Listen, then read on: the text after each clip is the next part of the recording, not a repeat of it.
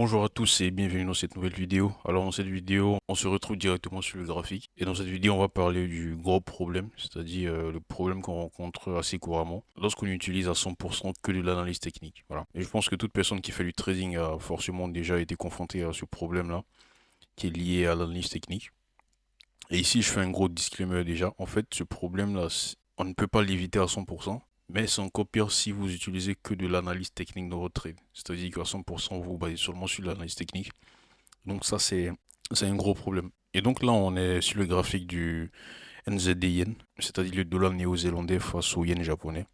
Alors ici, on était en tendance haussière. On est en tendance haussière ici. On a eu cette épaule tête épaule là, voilà. Figure de retournement. Et donc après, bon, on a une petite baisse ici. Après, on a eu encore ce petit épaule tête épaule là, vous voyez. Et donc là, on peut se dire, bon, on peut tracer déjà ici une résistance oblique. Moi, j'ai déjà tracé une résistance oblique ici. Voilà. Et on peut se dire que c'est un début de tendance baissière. Voilà. Et donc après, qu'est-ce que l'analyse technique nous dit concernant l'épaule tête épaule? Ici, on a eu une grosse épaule tête épaule, figure de retournement. Ici encore, on a un épaule tête épaule. Donc on peut se dire, bon, forcément, le mouvement, il sera forcément à la baisse, vous voyez.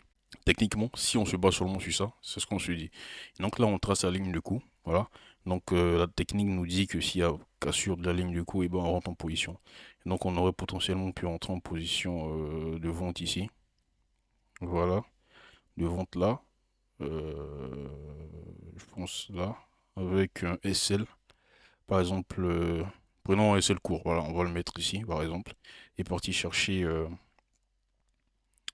ça c'est l'analyse technique pure, vous voyez, parti chercher cette longueur là, comme TP, et donc un truc comme ça, voilà.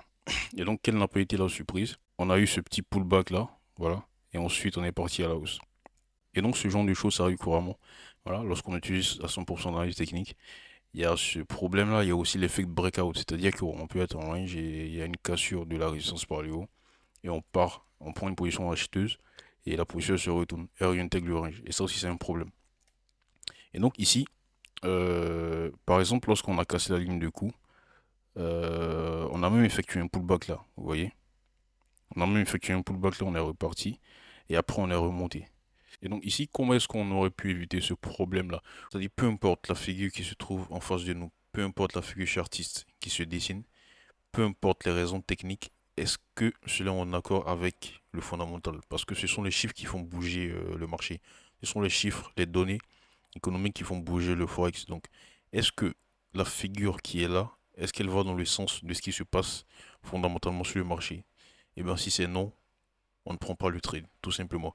Et donc, selon moi, la meilleure technique, c'est d'allier fondamental et technique. Vous voyez qu'ici, l'analyse technique n'a pas été respectée. Voilà, avec la démonstration que je vous ai fait un peu plus tôt, ça n'a pas été respecté. Donc, potentiellement, ici, on serait sorti en stop loss. Et donc, ici, comment est-ce qu'on aurait pu éviter ce problème-là? Et donc, ici, comment est-ce qu'on aurait pu éviter? On aurait pu éviter cela avec, par exemple, ici, déjà, on voit qu'il y a une zone de support, ici, une grosse zone de support. Le prix a buté à plusieurs fois sur ce niveau-là. Et donc, on aurait pu déjà tracer ça.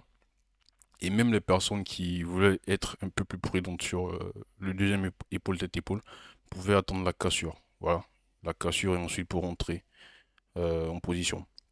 Mais on suppose que la personne a pris la position lorsque l'épaule tête épaule était cassée ici. Et ben, ce serait fait sortir en stop loss. Là, vous voyez. Et donc, comment est-ce qu'on aurait pu éviter ça? Il faut savoir qu'actuellement, on a une flambée de l'or, des matières premières, de l'or, du pétrole, du cuivre, de l'argent. Actuellement, les matières premières, elles flambent à la hausse à cause des tensions géopolitiques dans le monde entier. Et donc, à l'image de l'Australie, la Nouvelle-Zélande est aussi un pays qui est exportateur de... C'est un gros pays exportateur de matières premières. Et donc, forcément, si les matières premières flambent dans la bourse, forcément, le dollar néo-zélandais aussi va flamber parce que les investisseurs vont vouloir profiter de cette hausse-là.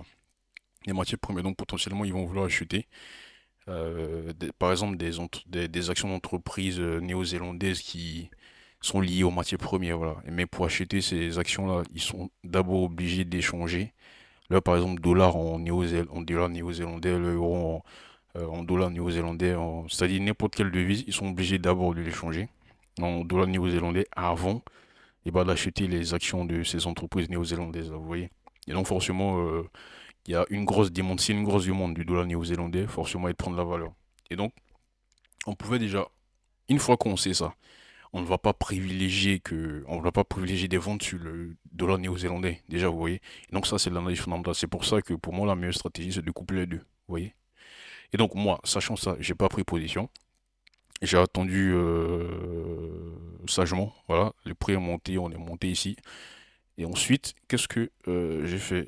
En fait, moi, j'attendais qu'on casse ce niveau-là, voilà, pour entrer en position. Je pense même que je l'ai envoyé dans mon canal Telegram, je vais vous le montrer ici. Voilà, je l'avais même envoyé dans mon canal Telegram ici. J'avais dit que si on casse ce niveau-là, on va entrer en achat, pour partir chercher ce niveau-là. Et donc, c'est ce qui s'est passé. Voilà. Voilà, c'est ce qui s'est passé. Après, on a cassé. Et donc, on est en temps position, on a profité de cette hausse-là. Et donc, ça, c'est parce que j'ai mêlé l'analyse technique et l'analyse fondamentale.